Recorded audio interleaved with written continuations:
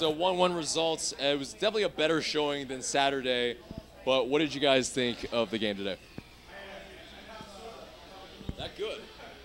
I have a lot of feelings about it. I will say, though, that we created the most chances out of both teams.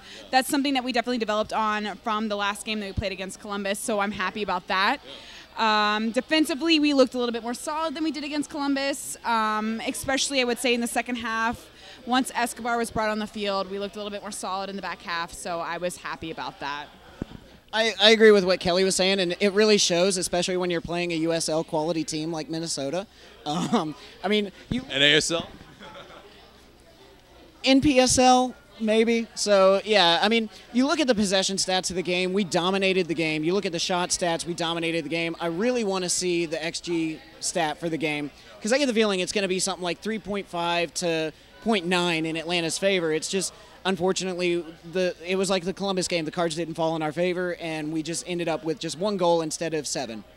Yeah, no, we definitely had a ton of chances, and I'm sure Tata has a lot to say after that type of match. I mean, and he mentioned it before the match anyway, that we needed to work on our finishing, and it seems like we still haven't really sussed that all out. But we showed much better in the second half. Definitely with Barco with kind of solo goal there. But what did you guys think of his goal and kind of consequently before that our penalty that we conceded? Okay, so the penalty was with McCann. It was a little bit sloppy in our half of the thirds, but things like that happen. It's unfortunate that it was in the box. So you can't really say anything against that. He had to come back anyway, because had he not come back, it would have been a goal in another different way. But yeah, Barco, his own goal. He went against, I think it was 3 defenders.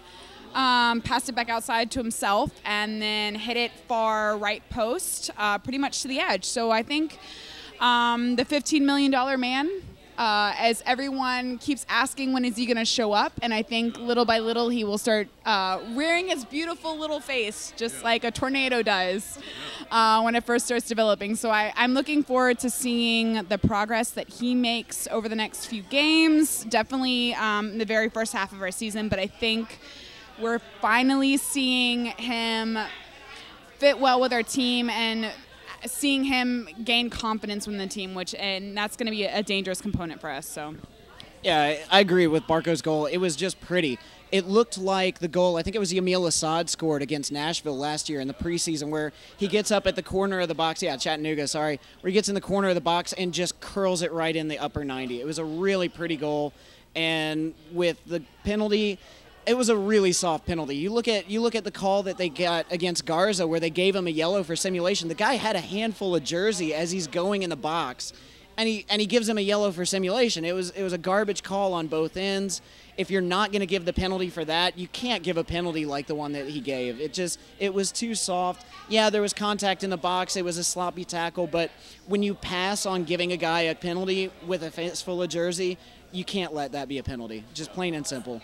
It's the same problem that you had with Martinez in the box, and we saw half of Martinez's jerseys ripped and nothing was said about it, and then it ended up just because of Martinez's own self. He ripped the rest of the jersey, but it's the same issue that you have when you have people pulling jerseys and nothing gets called. So I agree with you. Yeah. So speaking of the comparisons between Ezequiel Asad and Ezequiel Barco, there was, I think Matt Doyle maybe or somebody mentioned that if the return is not greater than 7 goals and 13 assists, is Ezequiel Barco having a successful season? So I pose that question to you guys. Barco was not brought onto this team to be an Asad. Barco was brought onto this team to be Barco. So let Barco be Barco. Whatever he accumulates, whatever he develops, whatever he assists, whatever he scores will be what he scores. And the end result, as was brought out into the article that just came out today, he's top 10 in the world for young teenagers. So we can't compare the two. As much as I love Ezequiel Asad, and I think he is a fantastic player, there is no way that you can say if Barco makes this this set of goals and this set of assists, he's better than Ezequiel Asad'S. It's just. I respect Matt Doyle and I respect his intelligence, but that's just sort of a silly take for me. Yeah, there's more to a player's quality than just goals and assists. I feel like Ezequiel Asad, he's an assist machine. He sees those pathways, he sees those passes. But Barco, we picked him up for a different reason, part of which is because he specifically said, I want to go play for Tata. And unfortunately with Ezequiel, he wasn't okay with being that backup guy to Barco. And so it's unfortunate that we lost him, but I think that you can't measure them just on production alone. You've got to look at how they connect with the team, how they get link-up passes, everything like that. It's a lot more to it, and yeah, like I said, you can't just boil it down to assists and goals. So we also saw some guys we didn't see in the preseason. Tito, Escobar. How did they play for you guys today? Oh, Escobar was fantastic. I loved everything he was doing. I definitely felt like the back line, the three that we were at least trying to play throughout the entire game, solidified itself when he got onto the pitch. There's just something in the way that he carries himself, the confidence that he has playing on that right side, definitely on the right back position, that he knows he can get back if he needs to. He knows he can, like he tried to do today, get a penalty. He can push for those things because he has the confidence to do so.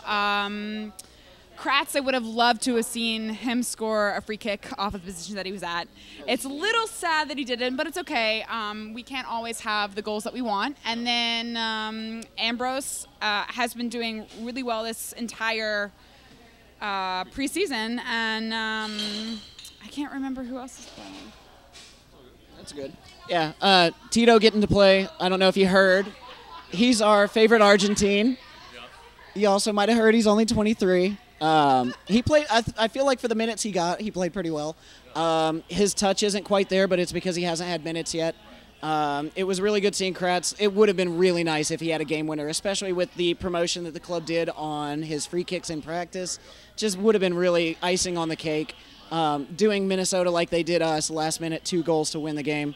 And just in this. Oh, I'm playing Escobar. He looked. I'm sorry, Zizzo, but we see why we got Escobar. I mean, he just miles difference, the aggressiveness of the play, the confidence in his play is so much better.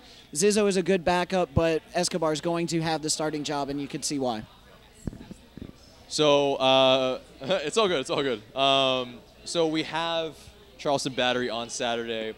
What do you guys expect? Is it going to be the regular starting 11 that we expect to start? Or is it going to be kind of a mix where it's, maybe half on, half off, or all kids? What do you think? I would definitely say half on, half off, because we are playing a midweek game. So I think, in my opinion, in Tata's mind, that he's thinking, I don't want to basically put my starters out there because they've already ran a full 90 minutes. Almiron ran a full 90 minutes. Nagby ran a full 90. Laurentowicz. Barco, LGP. So I think we're going to see a lot of different positions come into that. Maybe we'll finally see Carlton starting. It'll be interesting in that regard. I, for one, was surprised Shannon didn't start over McCann today. That's just my opinion on it. We've had all this hype about Shannon. We've had Shannon signing today. I assumed we would get to see Shannon at some point today. So I think if any player I'm looking forward to, it's going to be Carlton and Shannon in the next game. Do you think that Shannon would not have conceded the penalty that McCann did? No comment. Okay, all right. That's a tough one. I'm looking forward to Saturday's game because last year when we played Charleston, we had a number of players that were on loan to Charleston that we said, hey, we're playing you guys, so we're gonna take those guys back. We don't have that option this year, so it's going to be a tougher game this year. And with the way that the games are going, this could be a game for second place. I get the feeling that Columbus, if Minnesota shows up as an NPSL team again, Columbus is going to win out for the tournament, and if we beat Charleston, then that puts us 4 points and in second place. It'll be a tough game. I am looking forward to seeing what the starting 11 is going to be. I do think there's going to be some squad rotation because we do have a midweek game. Our players played a lot of minutes tonight. Like Almiron played the full 90. a whole bunch of people played full 90, I think we're going to have a lot of rotation.